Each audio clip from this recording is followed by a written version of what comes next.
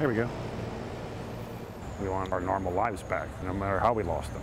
You know, we want to get back into an apartment, into our homes, or in our own income.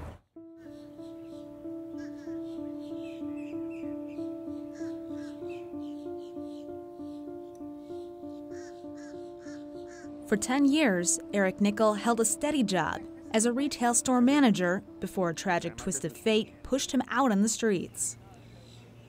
Last Christmas, my wife and daughter were killed by a drunk driver, and I ended up coming here. I just didn't have friends, didn't have family. I had been disabled, hadn't been able to work in like 4 years. I have an injured spine, so she was kind of supporting us, and then when she was killed, I had to leave the apartment. I wasn't on the lease.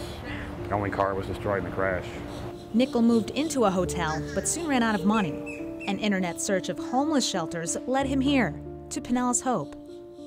Set up by a Catholic charity network, this is a cost-effective solution to a pandemic problem.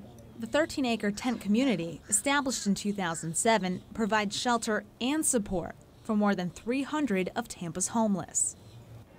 You got seconds, hand down. If you didn't, keep it up, please.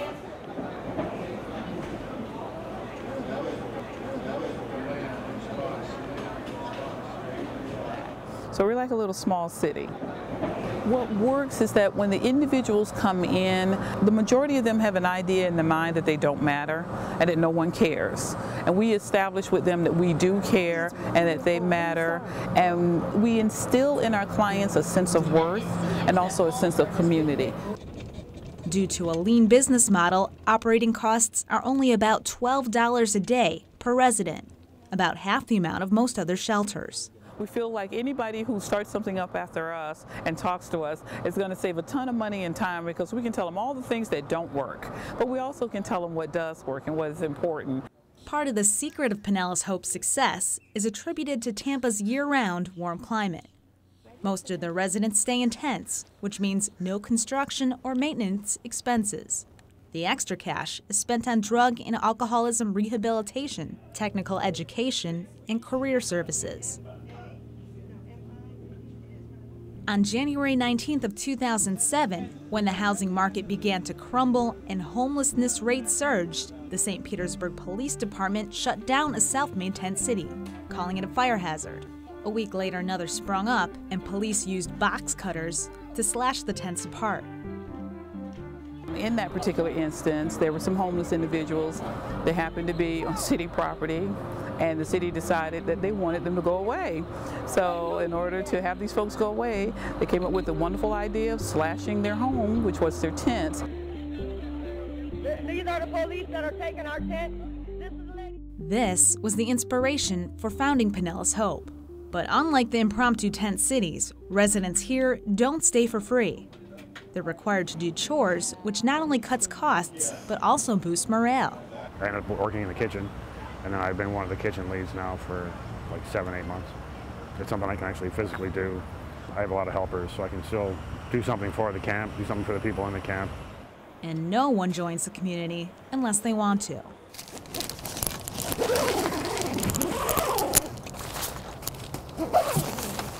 You have to go through a background check. You have to go through drug and alcohol, like the breathalyzers. They do like a drug test, and then you actually have to want it. Like you have to want to better your life. At first, 20-year-old Darian Lee wasn't sure if Pinellas Hope was right for him. I'm gonna be honest. I was like, no, I'm not coming there.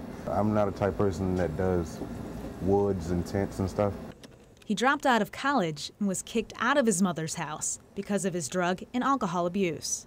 After 2 weeks on the street, he was put into a rehabilitation program. A social worker recommended Pinellas Hope.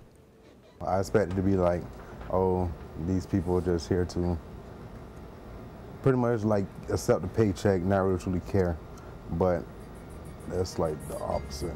They care too much, if that makes sense. I feel like I don't want to let them down by not actually doing it, because everything they do for me.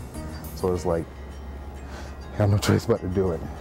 The camp helped Lee earn his GED. I always decorated for Halloween and Christmas with my daughter, so I figured that once I got in here with power, I was going to keep doing it. As for Eric Nickel, he now attends an area college for web design and hopes to land a job within a year. I just finished my first term of school, right now. I just finished. I start my second term tomorrow, actually. I made a promise to my daughter years ago that if anything ever happened, I would keep going. So I keep going.